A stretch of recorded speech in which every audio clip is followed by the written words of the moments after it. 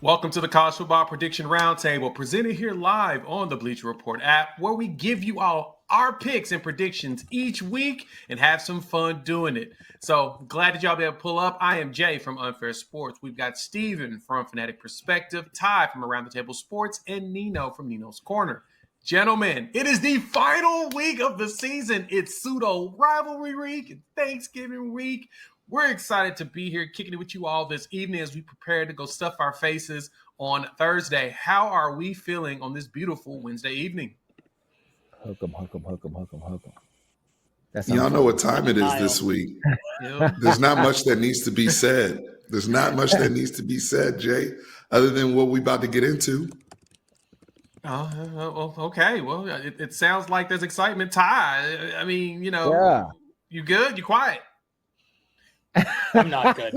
I almost started off the show with the bag. But when we get to Alabama, I'm going to repeat it, so allow me. Hey, Jay. All right. Jay, he sound like Ed Reed. I'm hurt, man. Don't ask me how I'm doing. I'm hurt. Don't say it, coach. It's so got true. That man, that man hurt. I can only laugh at it. It does. Hey, some of our picks were a little questionable.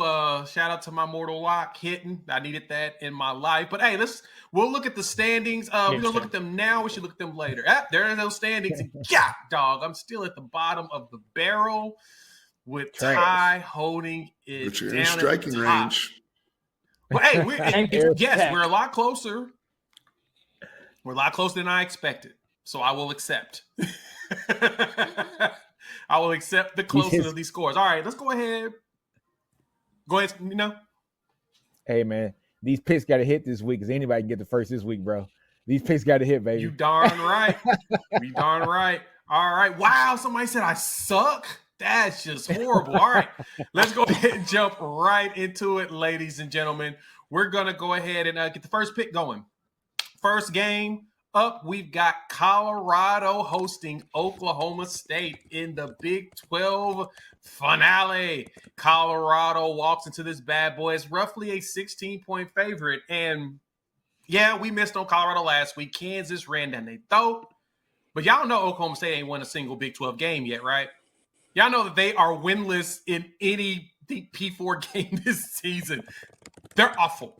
I'm not going to even pretend like this game is going to even be close. Even though they still have Ollie Gordon, I don't even know that he exists. He has 870 yards this season, 13 touchdowns, but 870 for the dude that won the Doak last year. This is embarrassing. Give me Colorado to win this game. I think they bounce back, put themselves in a situation to play for the Big 12 championship. Steven, who you riding with? So just to address the chat, because they're already in here early, the haters, I respect the commitment to the hate, okay? You brothers and sisters were real quiet when Colorado was running off all the wins. Couldn't hear church mouse, but now all of a sudden they dropped one to Kansas, which also took out BYU. We know what Kansas is when they're up and running. So good win for Kansas, right? Good win for Kansas. Dion and them, he also talked about in the locker room, they allow the press clippings and a lot of things, noise to get inside and lose that focus on getting to the Big 12 championship game. They have an outside shot here.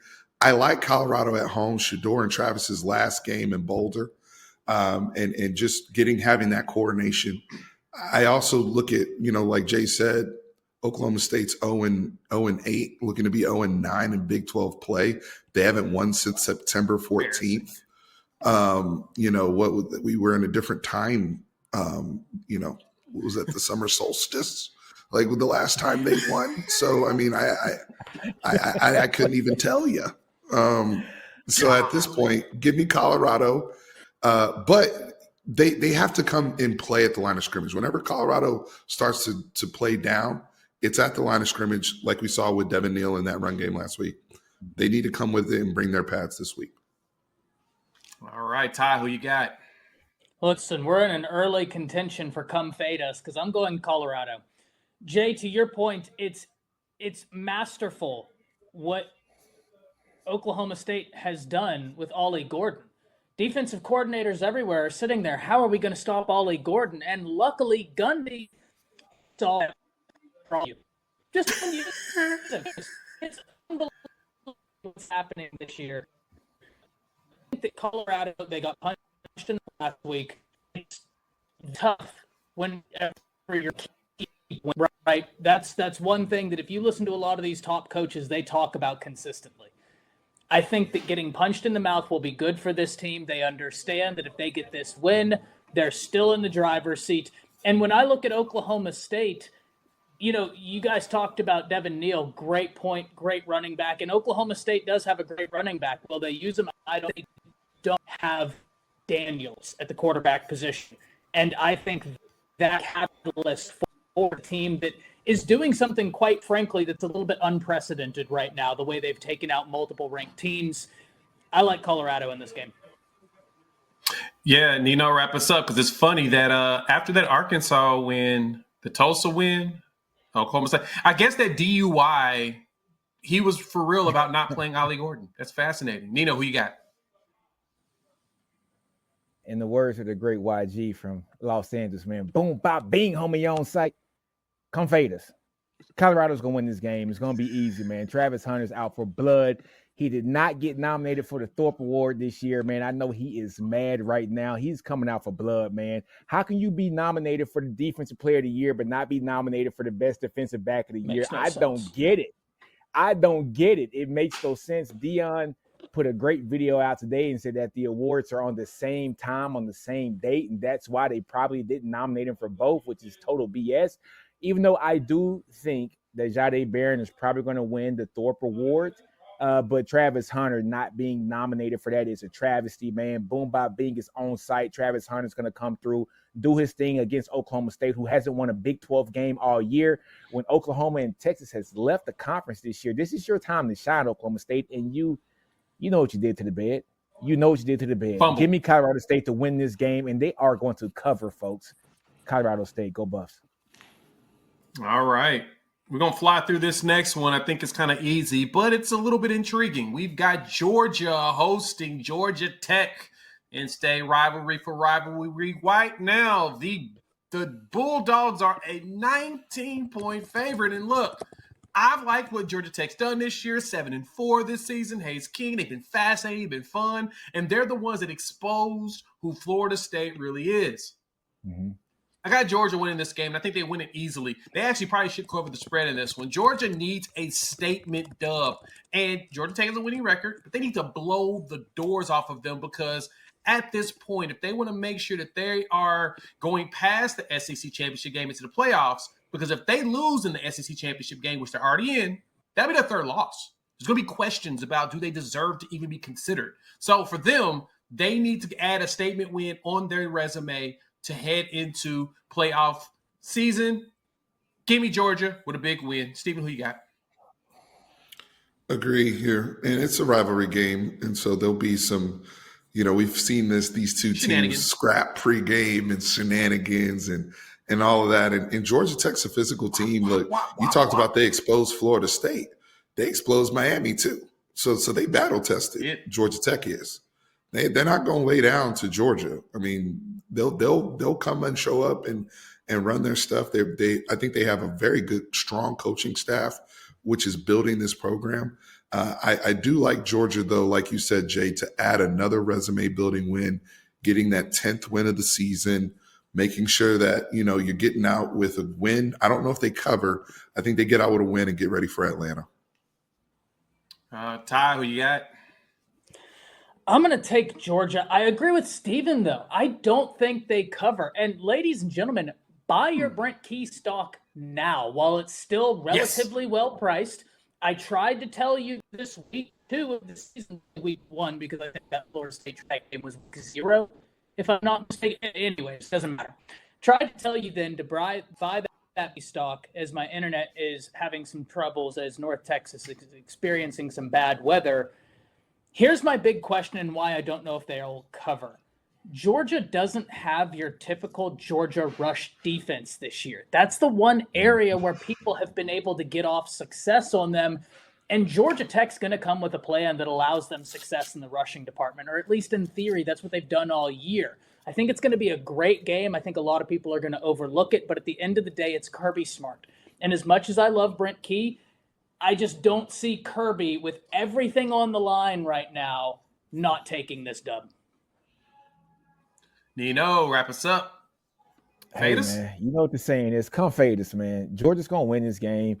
But like I say, man, just like Steven, and also Todd said, this game is I don't think Georgia's going to cover this game. I think this game's going to be very close because I think Georgia's going to have a mindset that they're already going to be playing in the SEC championship game. They've already beaten Texas, and so I'm thinking that they're coming in with the mind frame that we beat Texas before. If Texas wins against Texas A&M, Georgia plays Texas. I think they're going to be a little bit big-headed here. I think they're going to take off a few plays this game, knowing that they're already in the championship game. I think Georgia wins this game, and I think they do it comfortably, but they do not cover the game. So give me Georgia to win this game. Yeah, I guess the question is which one's more important to them, going to the SEC championship only or making it to the playoffs? We'll find out. Next game up. This one's a good one. We're going to dive into this one a little bit more. We've got South Carolina playing against Clemson, a good old rivalry there in the state, South Carolina. Now, this is where it gets intriguing, guys. Clemson is only a 2.5-point favorite in this game. And keeping it a buck, South Carolina was probably the biggest shocker in the SEC this year. They've come out there. Defense has been stout. They've got 2 defensive linemen that will go in the first round of the draft when their time comes. You've got Kyle Kennard, who will be a first-rounder this coming year. You got Dylan Stewart, who will most likely be the number 1 draft pick, just like Jadeveon Clowney, if it's a weak quarterback draft. Dude's nasty. Like, I've just watched him do stuff. They just say, hey, just go out there and do things. We don't even ask any questions. Don't worry about scheme. Just go do things. And he does it. Lenora Sellers has impressed me a little bit more than I expected. Rocket Sanders is out there running good. Clemson has also shown us that they've had these moments where they just fall apart when they shouldn't. And that Louisville loss is an example of what I think South Carolina's going to do in this game. So I'm taking the Gamecocks to win this one. I think they're going to go out there. I think they're going to muscle the offensive line. The defensive line is going to keep Klubnik in hell the whole time. And I think they pull out the victory. So obviously covering the spread, but also give them that money line. Steven, who you got? I wrestled with this one because I thought about the brawl, 20-something years ago. I thought about, Clemson has been just really pretty stable outside the Louisville game, really. I mean, they've been pretty stable since the Georgia game. Klubnik's played. Give me South Carolina, bro. I like them. I like them neutral. I like them on the road. I like them at home. Look, don't forget, South Carolina went on the road to Norman, and Ty knows about going to Norman. They went to Norman and they went belt to ass up there. Okay, and Klubnik and them, they haven't seen a front. I don't think they've seen a front like this in the ACC since they played Georgia. And you saw the difference that it made.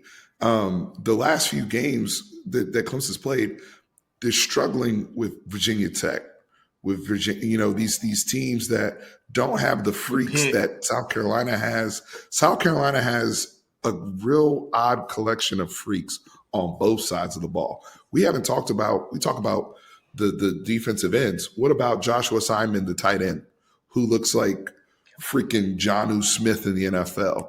The guy, Lenora Sellers, is 6'3", 245. Rocket Sanders is a big kid. You have the other Nick Harbor over there. Like, they got all these random freaks out there. And I think that they found a good rhythm where nobody wants to play them. I feel like if somehow, by some way, South Carolina got in the playoffs, no one wants to deal with this Gamecock team. Give me South Carolina. Ty. Yeah, give me South Carolina. I'll go ahead and get that out the way. This was difficult for me. They've done well this year, but Steve, I do disagree with you in one area, and the Georgia fans are about to hate me. I think this South Carolina front is better than the Georgia front. With Dylan Stewart, with Kennard, here is nasty. This South Carolina defensive front, they might have the best edge duo in the nation. We talk a lot about Dylan Stewart, deservedly so. He's just a freshman. He's green. And if he's already this good while being green, you're not going to want to see him next year or the year after. But Kyle Kennard is that dude. This South Carolina defense is nasty. And gentlemen, Lenora Sellers is getting better and better right in front of our very eyes. Against Missouri, he went for over 350 yards to the air. Against Vandy, 238, 244. Against Texas A&M, he is stacking performances, learning, getting better. There's a lot of athleticism on this South Carolina team. Steven highlighted some of these guys, right? It's easy to just point at that edge duo and say, oh, that's what they have. But then you get lost into the fold that they have a guy who ran a, 10-1-2 100-meter dash at 6'5", 220 pounds. Nicholas Harbor. Yeah. This is a really interesting team. I do agree with y'all. They're a team that, even being a Bama fan, I'm glad we played them early and then got past that. Give me South Carolina in this, in a close one. This is going to be a treat of a game. Oh, yeah, it's going to be probably one of the better games of the weekend. Nino, clean sweep, come fade us. Clean sweep, come fade us, baby. Look here, man. Wow. Y'all talked about the defense. Y'all talked about the defense. I didn't even talk about – look, I'm not going to talk about South Carolina's defense right now. I am not going to talk about their defense right now. I want to talk about their offense for a minute. But first of all, let me talk about Clemson's defense right now. Clemson's defense allows over 145 yards rushing per game. Okay? Rocket Sanders, Sellers rushing against that defense, they're going to have a field day in this game. We saw what Sellers was able to do against Texas A&M. Texas A&M has guys, first and second and third round guys on the defensive line that will get drafted this year. He was shugging those guys off that they were ragdolls, man. He is going to have a field day against Clemson. I love this team and what they have actually progressed to throughout this year. They've gotten better game in and game out. Give me South Carolina just to win this game, not only because of their defense, but also because of their run offense, man, coupled with Sellers and also Rocket Sanders. They're going to have a big game. Ooh-wee. All right. Next game. This will be a quick one. Is this We're going to dive right into SEC bias, man, because it's another SEC game. We've got Tennessee taking on Vanderbilt in Nashville. Out there in Vegas, we've got Tennessee right now sitting as a 10.5-point favorite. And look, this one, as well as South Carolina Clemson, I kind of struggled on. The biggest struggle I had with this game is that Vanderbilt still does a really good job of holding on to the ball. They run the clock down, but they have not been able to close in some of the games they needed to close. That last minute or so ain't too good. South Carolina went borderline BTA on them in their game when they went at home. That's the crazy part. So for Vanderbilt, they're going to have to find a way to keep the clock. Tennessee, though, Tennessee has been up and down as far as the pass game goes. Their defense has been stout, and Dylan Sampson has been nasty. 1,300 yards, 22 touchdowns this season. Jeez. He cooking them. Give me the Vols. I think the Vols win this game. I think that it's a close one. I don't think they cover this 10.5 because Vanderbilt's going to find a way to keep the ball in their hands just so Tennessee can't do what they're doing. And Nico's going to continue to grow. I think he'll be more of a problem next year than this, but give me Tennessee on this one. Steven, who you got? Yeah, I struggle with this one too as well, Jay. I mean, this is a game in which Tennessee struggled in road games in the SEC this year. Mm-hmm. Let's just be honest. I mean, they lost the Georgia game. Obviously, that's not losing in Athens isn't shot against you. They lost in Fayetteville.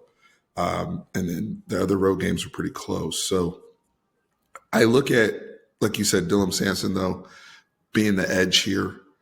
I think Tennessee pulls this out. There's too much at stake. They basically clinch their playoff spot with the win.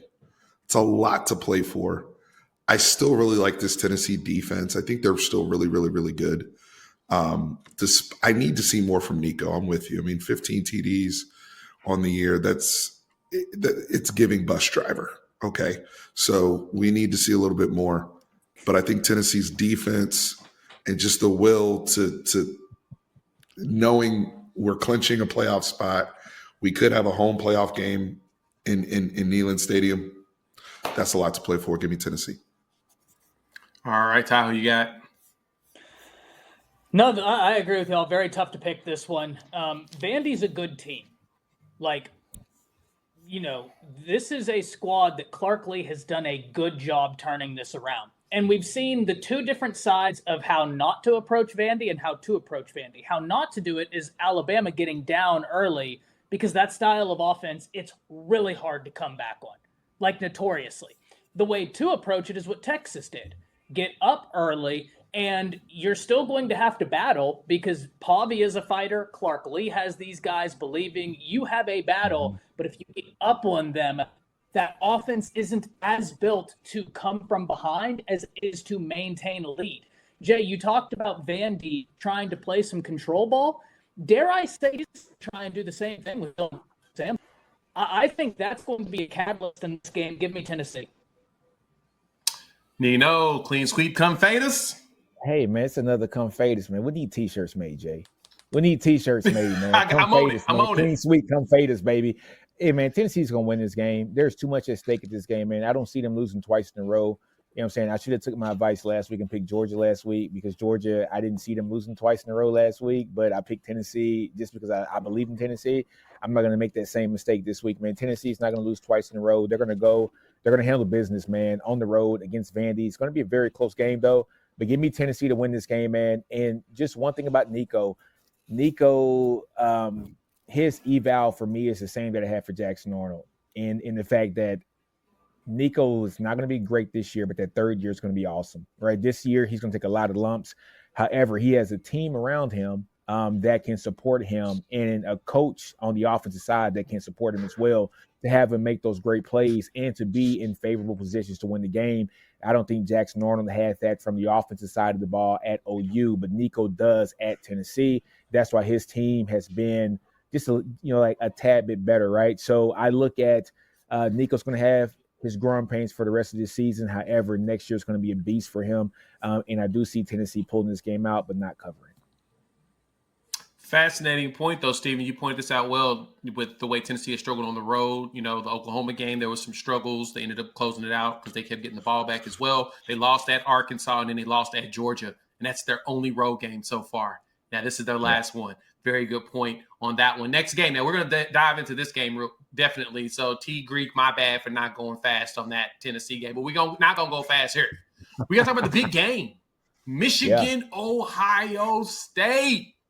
The game that Ohio State has been circling as they've been getting BTA for 3 straight years. And I don't care how close the game is. You lose that game, it's BTA. Right now, though, the Buckeyes are 21-point favorites, and I'm going to pass to the panel and let y'all chop it up because I got Ohio State winning this game.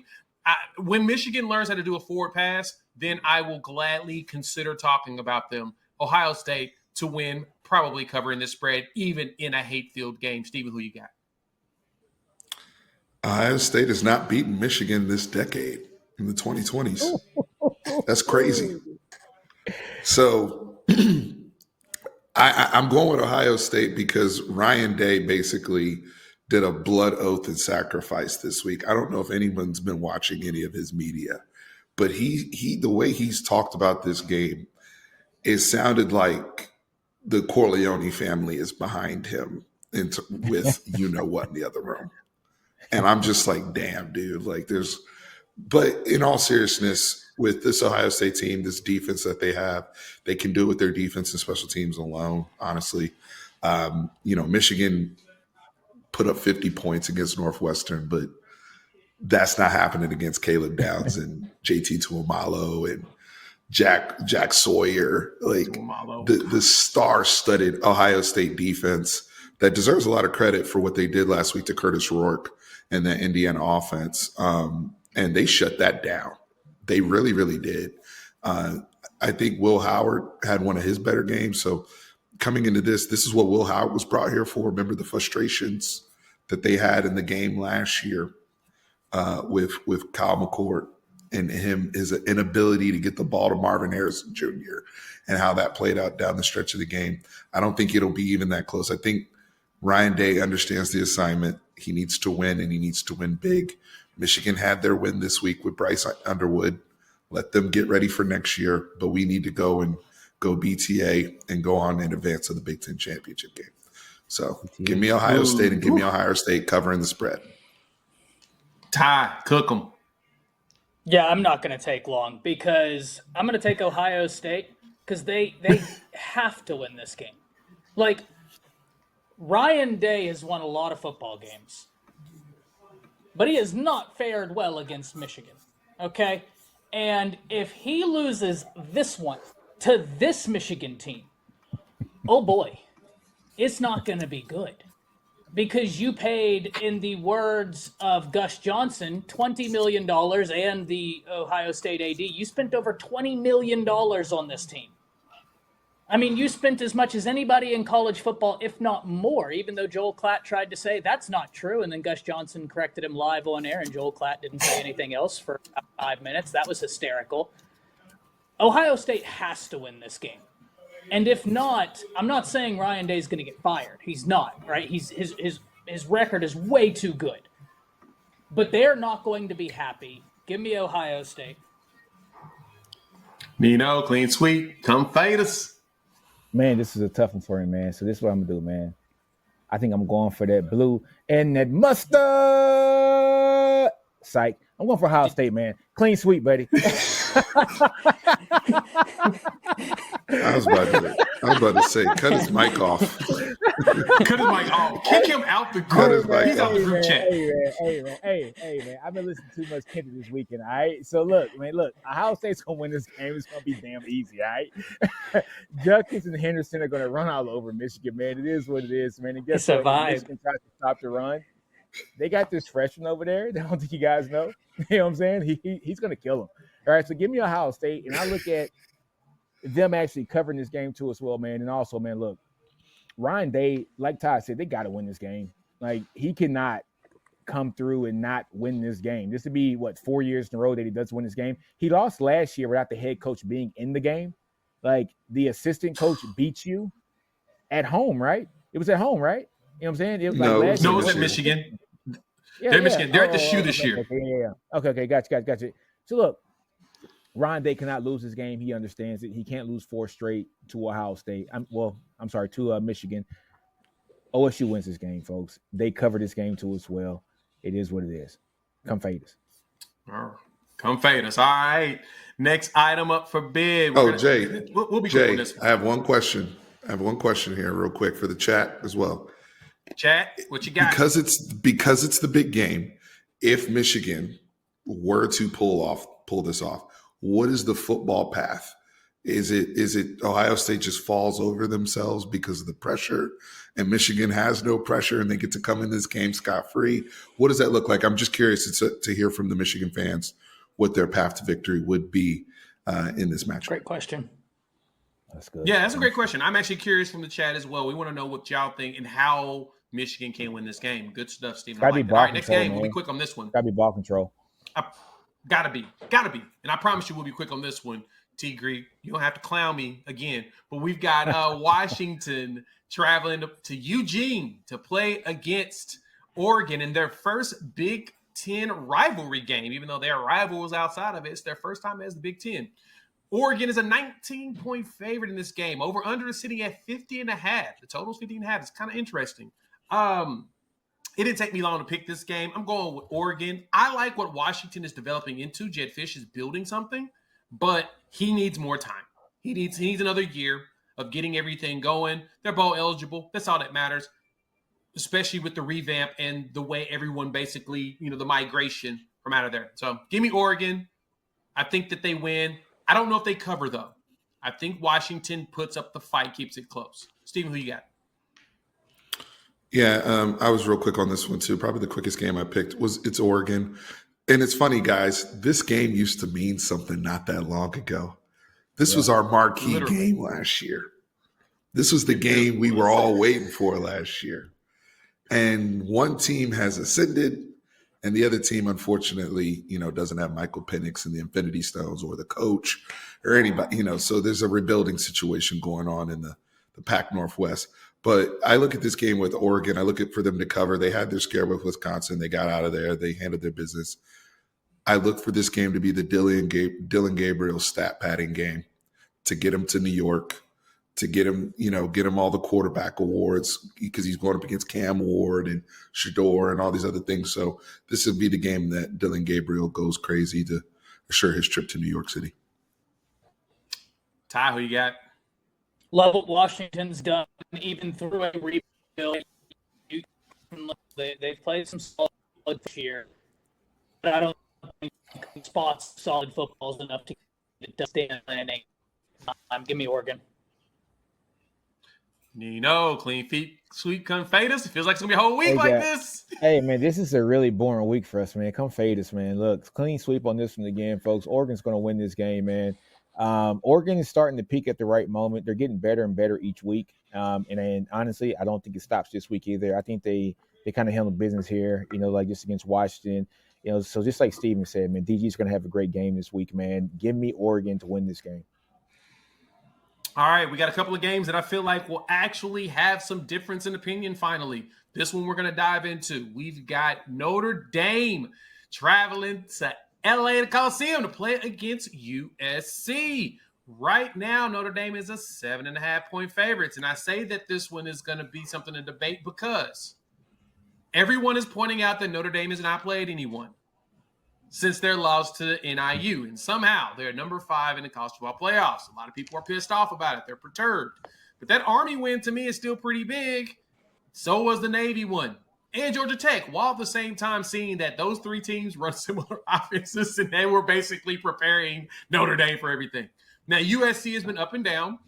Miller Moss got benched, which is pretty fascinating to even hear that would actually happen, especially after the LSU game. Would have never guessed that would have happened.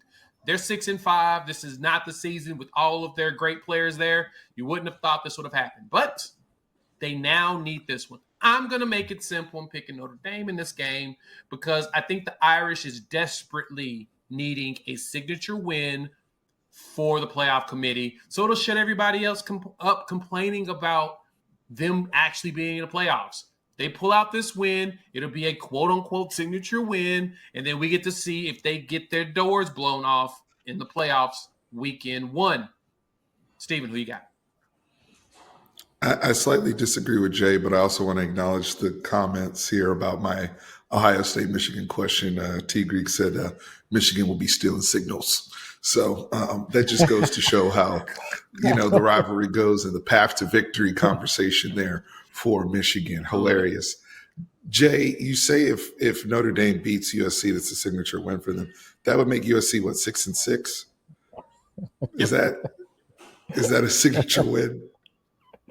I mean, Is it? That's one of the James trying to Franklin help things. them. Yes. That's one of them. That's one of the Lane Kiffin wins before Lane got it last week. Here's the way I'm looking at this game, though. I think it is interesting because the spotlight is back on Notre Dame. And a lot of people have been asking questions and looking at also not just who they play, but the style of play. I think USC is going to shock some people in this game.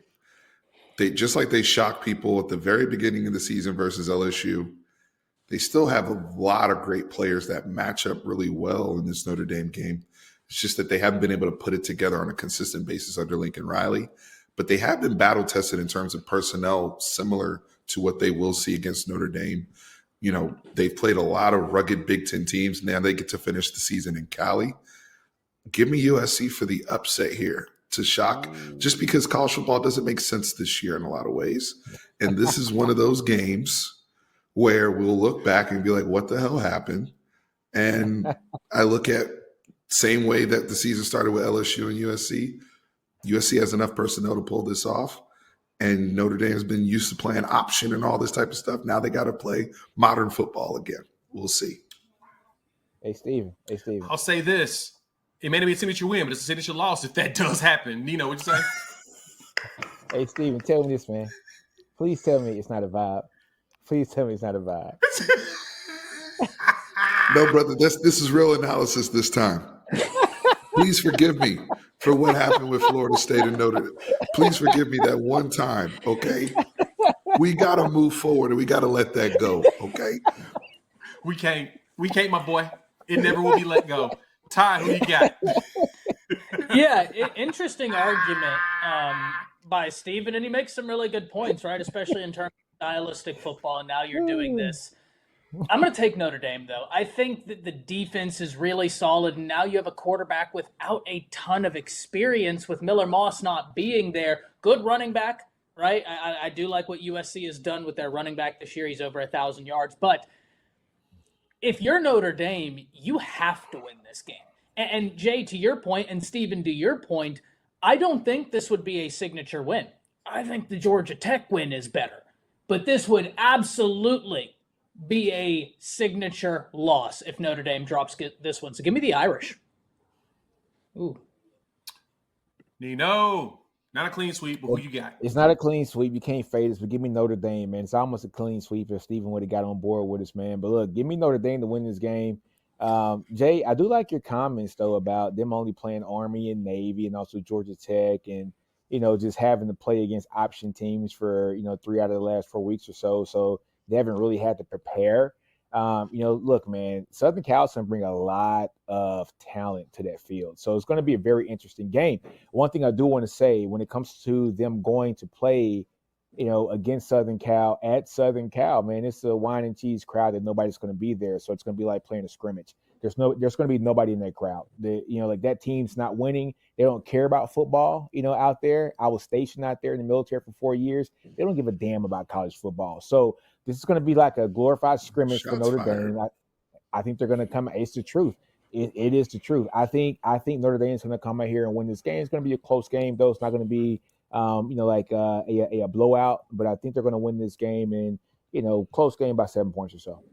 Man said that from his All couch right. wearing the Dodger blue, too. That's crazy. Right. While dumping Kendrick. You're asking what these cats are talking about. We're talking college football. That's what we're talking about, Tim. Tim B0024. All right, next game we got up. Kansas State. Traveling Ames, Iowa to play the Iowa State Cyclones. I was called Hawkeyes. They'd be pissed off at me. They're going to fight me if I did that. And I actually kind of did it on purpose. I want them to fight me. But no, on a serious note, Iowa State is a 2.5-point favorite in this game. And, man, this game did keep me up. It kept me up mainly because Iowa State only being a 2.5-point favorite at the crib maybe got questions. It makes me feel like Kansas State can walk in here with an upset. Iowa State at 18, Kansas State's at 24. And both of these teams need to win. The winner most likely has a chance of going to the Big 12 championship game. So we've got some legitimate battles here. I'm going with the Cyclones. I do feel like Matt Campbell's going to put something together to slow down this Kansas State run game. And if he does that, they win. And I like Rocco Beck. I've liked him ever for the last few years that I've seen him play there, man. He's just so reckless. It's beautiful. He just goes out there and just does it. Good thing he wasn't gambling and got kicked off the team like everybody else. Give me the Cyclones to win this game. Steven, who you got? Yeah, Jay, I'm in a similar boat as you with the struggle here, but I actually went the other way with Kansas State. Yeah, I mean, to me, this game is almost a toss-up. I look at the preparation, the maturation that Avery Johnson at quarterback has gone through this season and some of the environments that he's played in. And Ames is another difficult environment, but I think these guys are now really battle-tested. And because of the way certain things have fallen in the Big 12, an opportunity has now beset them again with how things could play out in this last week. And Iowa State, they've been exposed a little bit since starting out 7-0. So, again, you could go either way on this one. This is a really, really tight call, but I like Kansas State, Chris Kleinman to defeat Matt Campbell on this one. All right. He thinks Kansas State spoils Iowa State's run to the Big 12 championship. Ty, who you got? Yeah, great game right here. I am going to take Iowa State. This offense for Iowa State has been pretty good, right? I mean, even in losing efforts, they're scoring points. In the last 5 games, the least amount of points they've scored is 22 against Texas Tech. But they also held Texas Tech to 23 points. So I think this is a good Iowa State team. I also think this is a good Kansas State team, which is why I think this is a game that some people in college football are going to overlook. Do so at your own expense. This is a game you must watch. Tough one for me to pick, but I'm going to take Iowa State. Love that. Nino, who you got? Hey, man, both the Texas guys are picking Kansas State. I think we know something's up this game, man. Look here, man. Let me tell you something. Very tough game to pick. I picked Iowa State at first, and then I emailed Caitlin immediately prior to the stream and said, give me Kansas State in this game after doing some more, stats and analysis on this. Hey, man, look, Iowa State gives up about 175 yards rushing per game, right? They're ranked 100th in the nation when it comes to rush defense. Kansas State's one of the top 15 teams in the country in rushing the ball, about 200 yards per game. This is one of those games where if Kansas State can have ball control, which I think that they will, hopefully kind of establish it. If they can do that, they're going to win this game. It's going to be a very close game. This is one of those toss-me-up games, man. I had a lot of, missed sleep last night trying to, just figure out who's going to win this game. But give me Kansas State to win this game because I think that they're going to control the ball in this game and force Iowa State to try to actually defend something that they haven't been able to defend all year. I can totally see that. It's a very good point. All right, next game. We got a couple quick ones we're going to fly through. We've got Cal traveling to Dallas to play against SMU right now, the Mustangs, who are 10-1 and 7-0 in conference. My God. Are 13.5-point favorites in this game. Hey, man, who going to stop SMU? Jennings, as soon as he took the job, this dude has blown up. Shout out to their running back, Smith. 1,089 yards, 13 touchdowns. They're running the ball down your throat. They throwing the ball down your throat. They doing all of it. And they're headed to the ACC championship game. They're probably going to win the title. I don't think Cal's got enough firepower to keep up with them defensively or offensively to even run up the score with them. Give me SMU. Give me covering the spread at 13.5. Steven, who you got? Yeah, I want to first mention Cal. They had their Super Bowl last week. Unbelievable comeback against Stanford to win that game. And I don't know if anybody saw Fernando Mendoza, Cal QB, after the game, was emotional and gave one of the best post-game speeches I've heard. He said 98 yards with my boys, right, to go win the game. And now that's become a T-shirt and the whole thing. That was one of the most wholesome college football moments of the season. So shout out to Cal. They're bowl eligible, so great season by them. SMU's just at a different level though right now, and they're playing in the crib. They're tuning up for the ACC championship game. I think at this point the pressure's off with the win that they handled their business against Virginia. They went to Charlottesville and looked good. They took care of Virginia early in that game. So just Rhett Lashley, the extension he's gotten. They've kept that train rolling with Jennings and them at SMU. Give me SMU to keep the party going there in Highland Park. All right, Ty, who you got? Man, this is a game I really wish I would be going to. Went to SMU versus Pitt. Great environment. They punched Pitt in the mouth. That score did not really happen. I'm going to tell you that right now. That was a domination. I like Cal as well. We've had some conversations about Cal this year, guys. Right, we've talked about this team a few times. Steven hit the nail on the head. I have nothing else to add. SMU's playing at a different level. I don't expect that to stop now.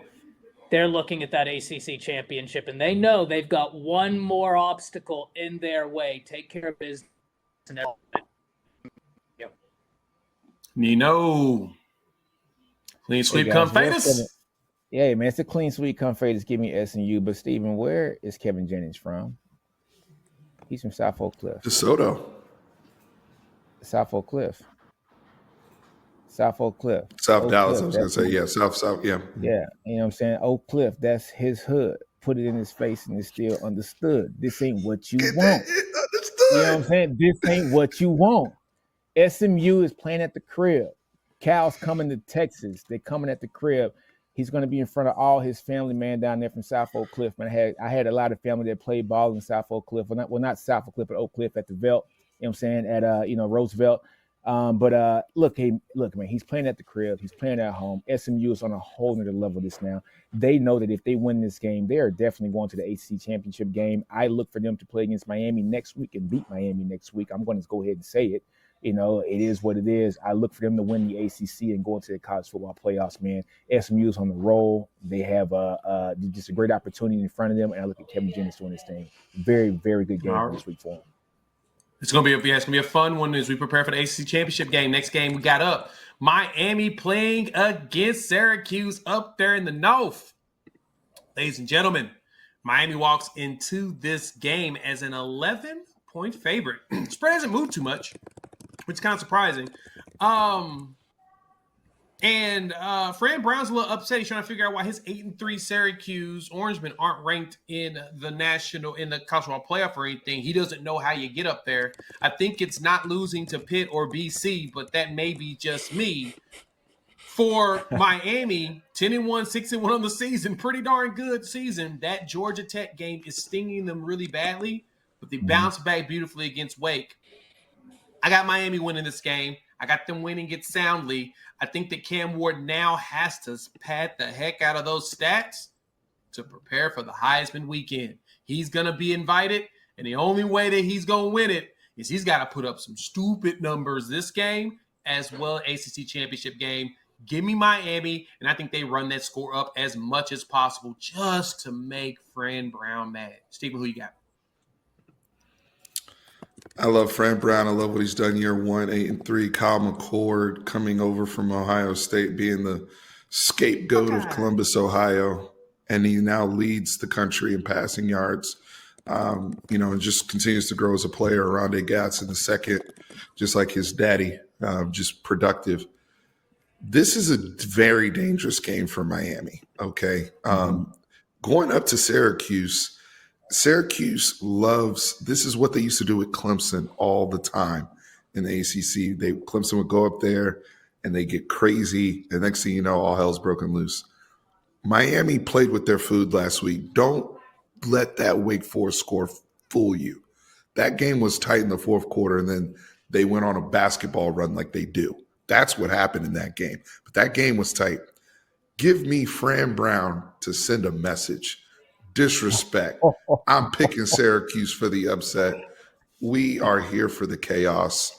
I think I don't think they understand this is an old school Big East rivalry as well, by the way. Old school, the Donovan McNabb old school days. Big East. Yes. Okay. Sicko. Marvin Harrison, the OG Marvin Harrison. So That's the Syracuse. I love it. Sicko mode right cars there. In Philly. Hey, we ain't talking about that out loud in public. Ty, who you got? I love the Syracuse. I'm taking but I love the pick. And, Miami is one of those teams, you hit the nail on the head. They play with their food. But I also think whenever you have these situations, pressure creates diamonds. And you have to become a diamond if you're Miami in this situation. You've played with your food one too many times. You drop this game, questions are going to be asked. But, Stephen, to your point, it's not just Fran Brown. Elijah Robinson's on that coaching staff. He assembled that incredible defensive line Texas A&M had. Nick Williams on that coaching staff. He's a guy that if you don't know who that is, recruits have straight up transferred to follow Nick Williams. That's a dangerous staff Syracuse has assembled, and I love where they're headed. But I think Miami is just built for now, where Syracuse is built for the future. Love it, Nino. Who you got?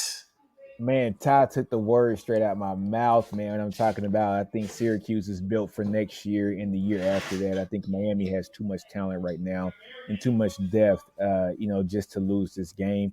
I think they understand what the actual mission here is, man. They got, a straight glide path here to go play in the ACC championship game next week if they win this game, and then also, a straight shot to the college football playoffs if they continue on the same glide scope. Give me Miami to win this game, man.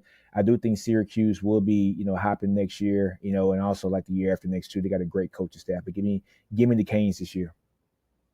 All right, we're going to jump into this game, and this is one to talk about because this is one of the teams that this is the game that made Fran Brown mad about where his team is ranked.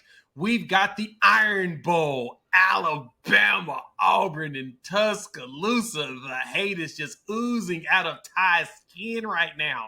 At this point, Alabama is an 11.5-point favorite. Ladies and gentlemen, I'm going to simplify because I want to hear Ty go off on this one. Give me Bama to win this game. I don't trust Hugh Freeze. He always, whenever Peyton Thorne is doing really good, he hands the ball off to Hunter. Whenever Hunter's running at everybody's throat, he throws the ball with Peyton Thorne. It never fails that he makes the wrong decision when it's important, and Bama needs to bounce back badly if they want to be in the college football playoff conversation. Last week's game against my Sooners, Yeah, they need the bounce back to really show that they are still Alabama. Give me the Tide. I think they even punched them in the mouth early and very often. Stephen, who you got? Yeah, this is an Auburn team that had a really dope victory last week, but a game in which, 4 overtimes, they tried every which way to lose that game to A&M. Let's also be honest, right? You saw Don't break my heart, everything. You saw everything with Auburn last week. Why? Yeah, they are gift. They have talent. It's not a question of personnel. People are wondering why was this team 1-5 in the SEC? It's not the personnel, guys. It's not the personnel. They are a team, again, just lifted in chaos. Nothing they do makes sense. They do the dumbest things at the worst time. Look how they handled the end of the A&M game. Was mind-boggling stupid, some of the stuff they were doing. That being said, Kalen DeBoer, man, my prayers are with you for this time of struggle, this time of need from the Bama fan base to try to uplift this man. We ask you, we come, Lord, with our words, our lips to your ears to protect this man, because they can't afford to lose this game with what's at stake, both short-term and long-term, Lord. So we ask that you have a hedge of protection over Kalen DeBoer and that Alabama coaching staff. Give me Bama. It's going to be ugly, Amen. but give me Bama. Amen. Ty, who you got? Amen. So, yeah, I'm going to rant a bit, right? Because we have some differences in terms of, like, strength of SEC schedules, right? And especially as it revolves around, like, Texas, right? But I'm going to tell you one thing that Sark does great, because he understands the SEC landscape.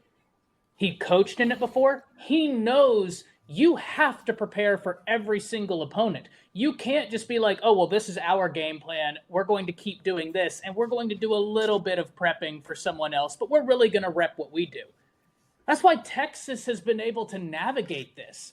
He's done a great job turning the culture around. He's done a great job recruiting. He's done a great job in preparation. When I look at Alabama, they're up and down. The only thing I can think of is that Kalen DeBoer and this staff have learned the hard way that in the SEC, you have got to prepare for the team in front of you instead of trying to say, what we do, let's rep that, and then we'll do a little bit of preparing for what they do. No, figure out how you can exploit that. That was the thing. You have a team that can't throw the ball, and you come out in a 3-man front on defense. That was atrocious work by Kane Womack. That's where my beef really lies. Auburn's going to try and do some of the same things. This is an incredibly heated rivalry. If you're talking about rivalries in college football, in my opinion, there's no shortage of great ones. But then there's the big three, right? Being the Red River rivalry, the big game, and the Iron Bowl, in whichever order you deem. They're all unbelievable. Alabama has to win this game. Now, Jay, where I disagree, if Alabama goes to the playoffs, of course, I'm a Bama fan. I'm going to be happy. They don't deserve, in my opinion, to be in the playoffs. Not after that OU loss. They'd have lost by 1 point in an amazing game, maybe, but not after that. I wasn't for the expansion of the playoffs, and so I think these games matter.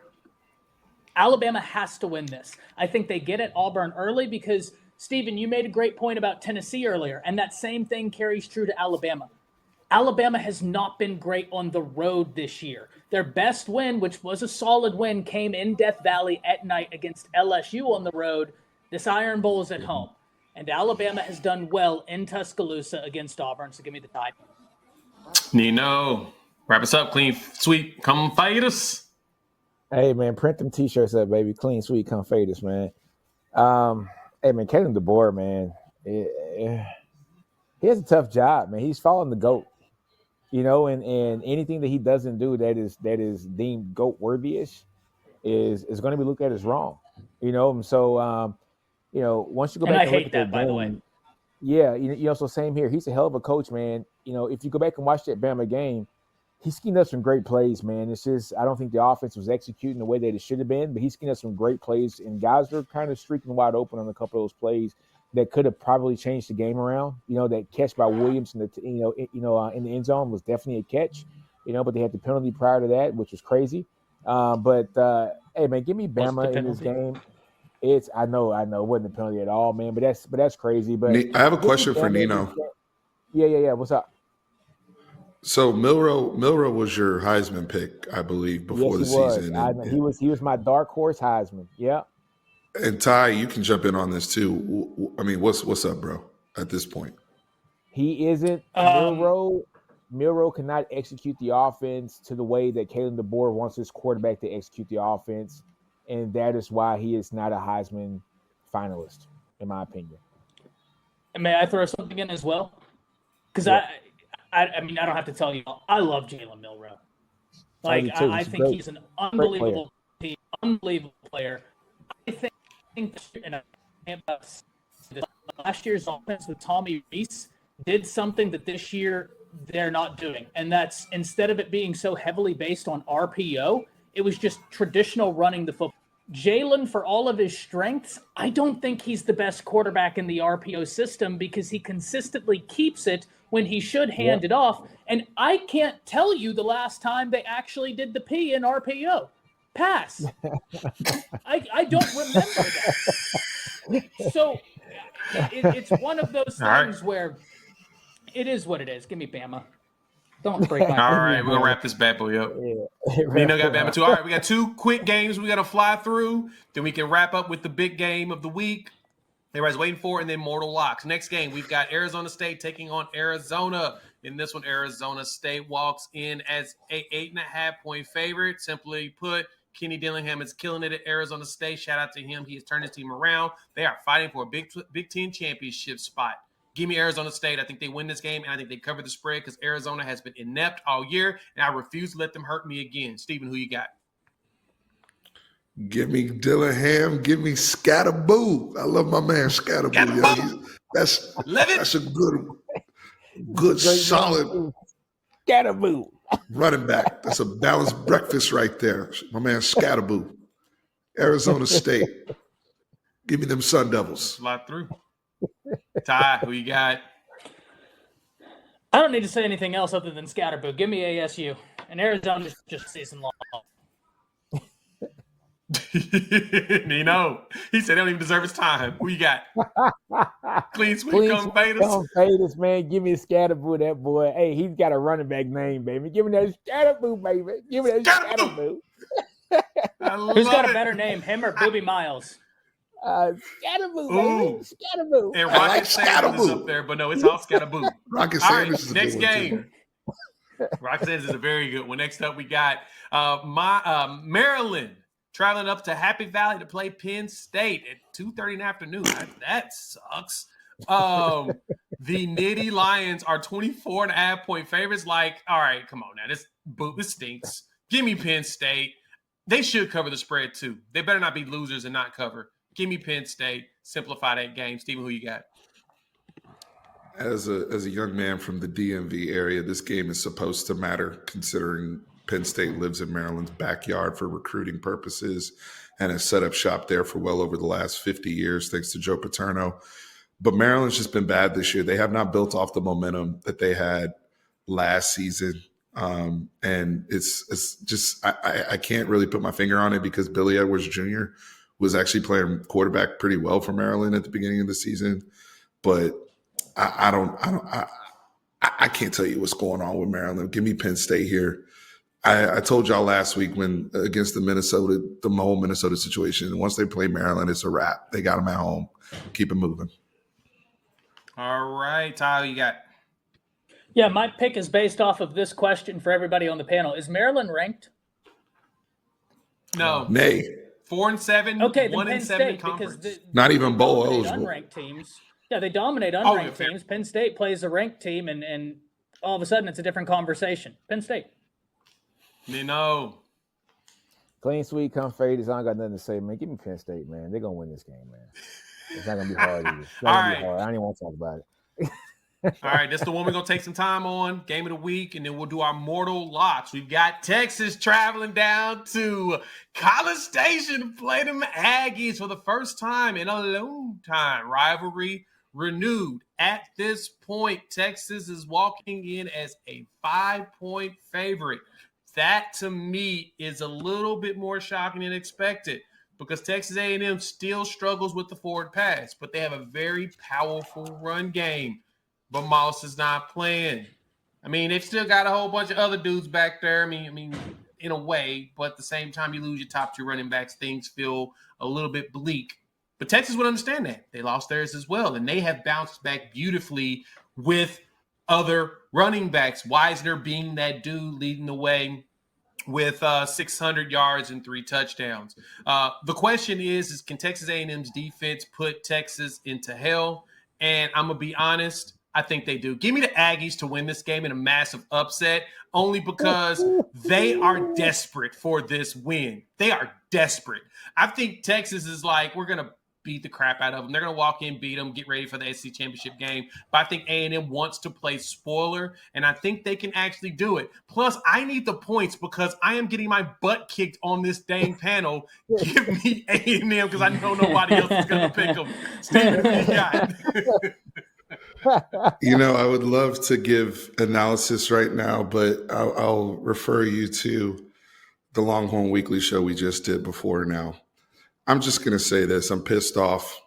I've been pissed off. I'm pissed off that people said my coach was a drunk when he got here. I'm pissed off that people said he couldn't win 10 games. I'm pissed off that people said he couldn't win the Big 12. I'm pissed off that people said he couldn't develop first-round picks. I'm pissed off that people said we weren't going to be physical enough for the SEC. I'm pissed off that people said we couldn't make the playoffs last year. I'm pissed off that Anthony Hill's not a Buckus finalist. I'm pissed off that Jay just picked A&M. So, this narrative of Texas hasn't played anybody. I'm pissed off that we're about to go belt to ass in College Station, like something crazy, like empty the clip type-ish. And A&M's not going to be ranked after we finish them. So people are still going to say, we haven't played anybody. Give me Texas, Daddy's home, November 30th, 6:30, belt to ass Central. If you want real analysis, go watch my Longhorn Weekly show, but give me Texas. Ty, who you got? Yeah, I think A&M will still be ranked, but they're not winning this game, right? I think this will give Texas that ranked win to go into the SEC championship game, who, by the way, I had Georgia, Texas before the season ever started in the SEC championship game. I had a rematch of that early season. Listen, A&M's got a great defense. I think Texas has an elite defense. PK has done an unbelievable thing. Anthony Hill should be a Butkus finalist. I think Jahdae Barron is going to win the Thorpe. I said on Bleacher Report before the season ever started on the SEC-centric stream that Makuba was one of the best additions out the transfer portal. I gave you the top 5 in the SEC. Makuba was my number 1 or 2. I can't quite remember. This is an unbelievable Texas defense. I think that the offense has all the pieces, but they've been very inconsistent. But so too has A&M. At the end of the day, I'm forced to ask myself, who do I trust more? Everybody on this panel knows I love Sark. Probably my favorite player in the nation. I love his scheme. I love Wisner. I think that kid right there, there's going to be a real competition at Texas for that running back position next year, and I'm here for it. Not out of a lack of talent, but because of how much talent they have in that room. That's going to be an unbelievable competition. And they're really hurting that position. I'm going Texas because at the end of the day, the elite defense, the weapons you have, and your offensive-minded head coach are going to put you over top. I do believe this is going to be an unbelievable game, though. A close one, but Texas takes the win. I do hate that this game is going to be at night when it played because my team plays at the same time, and we'll talk about that in a bit. But, Nino, who you got? Hey, man, if this game was at Texas, maybe I have a different take on this, but Texas plays very well on the road. They play extremely well on the road this year, man. I think Texas is going to win this game, guys. When you just saw the naysayers out there about Texas, and when we're hearing all the scatterbutt about Texas' schedule, man, and how Texas plays nobodies, but Texas beat Arkansas, who ended up beating Tennessee. I guess that's a nobody. Texas, beat a Vandy, who ended up beating Alabama. I guess that's a nobody, too. Texas beat the crap out of OU, who ended up beating Alabama 24-3. I guess that's a nobody too. Texas put hands, feet, and paws on Kentucky, who beat Ole Miss. But yeah, you know what? I guess that's a nobody too. Look, man, we've been hearing about how this is a gauntlet of a conference. And yes, it's a gauntlet of a conference. Yes, we understand how physical this conference is. But Texas is beating the people that have come in front of them and played against them. And the only game that we lost was against Georgia. And that's because our quarterback played worse than their quarterback, who we forced 3 turnovers on. All right? Give me Texas to win this game. This is a statement game. Texas has had the practice in to play against quarterbacks who can run the ball. You know, Green at Arkansas, who I think is a deadly runner as well. Texas bottled him up, you know, like some jelly and jam in a mason jar. You know what I'm saying? So we did that. I think Reed's going to be a different kind of test against us, man. But I think Texas is up for this. Texas did a great job against Pavia as well. Give me Texas to win this game. This defense is going to make a statement. And I think Sark has a lot of stuff planned for this game. I know that A&M does too as well, because he said it, you know, prior to them getting smashed by, like last week by Auburn. But give me Texas to win this game. Sark has some wrinkles up his sleeves, and I think that this Texas defense is going to show out and do great things, because they're pissed that their guy is not in that Buckets Award list right now, and they're going to play for him. All right. I like hearing that. All right, let's wrap this bad boy up. We have mortal locks. Of course, I'm going to open it up, right? Last week, I had this mortal lock. A couple weeks back, I had this mortal lock. And I'm going to go ahead and wrap this one more time. Give me my Sooners to cover the spread against LSU. That LSU game, that Alabama game was not full-fledged fluke. We're getting healthier. Our young players are playing better. They're starting to get more consistent, and that's all we need. We still have a CVS receipt long of injuries, but the young players are finally starting to get their bearings, and LSU has been falling apart. Even though they won the game last week against Vandy, that game was not what I thought it was going to be. That was not as good. So give me the Sooners covering the spread. Right now they're 5.5. It goes between 5.5 and 6.5. I got the Sooners covering the spread, no problem. Steven, who you got? I'm doing something I haven't done all year. I'm picking a team that's favored. I've picked nothing but underdogs the entire year, because I want to make things interesting and have some fun. But this one is near and dear to my heart. It's an emotional pick, and I'm picking North Carolina money line because I love Mac Brown. I'm thankful for him being in my life. I know he was, recently asked to they sent him to the old person's home, but Mac Brown, look, in all seriousness, I love Mac Brown so much. And those kids, Hampton, all them brothers, they need to play for him against NC State. Big rivalry game, holding NC State from being bowl eligible. That's going to mean something. North Carolina already is bowl eligible. But what Mac Brown has done, I believe he's the only coach that has 100 wins at 2 different programs. He is an essential part of college football history, especially in my life. I know in Nino's life as well. Mac used to talk about hamburger guys on the team, people that just on the team just to eat, and they don't do nothing. But I've learned so much from Mac over the years. I can't wait to see what he does next in retirement. But this is just to wish him well, and I love you, Mac. So give me UNC money line.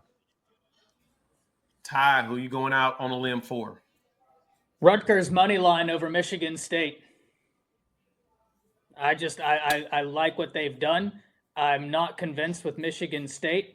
Rutgers is a 1-point underdog in this game, and it's at home. Michigan State's playing them at Michigan State, which tells me at a neutral site, Rutgers would be favored. I think Rutgers spoils this money line Rutgers. That's my mortal lock.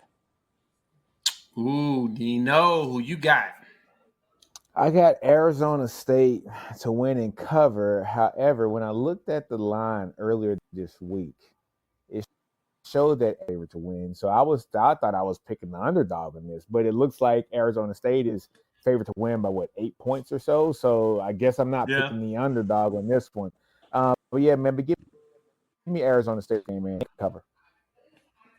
All right. Okay. Well, let's take a look at these final picks real quick and get y'all out of here. And this was the final one for the regular season. Super excited. Thank y'all for pulling up to the College Football Prediction Roundtable presented here live on the Bleacher Report app. It has been fun. We'll hopefully get something together for championship week as well as college football playoffs. We'll let you know. But for Steven, Ty, and Nino, we will see you all on the other side. Good luck in your games. Boomer Sooner, baby. Thanks for rocking with us all year, y'all. Welcome.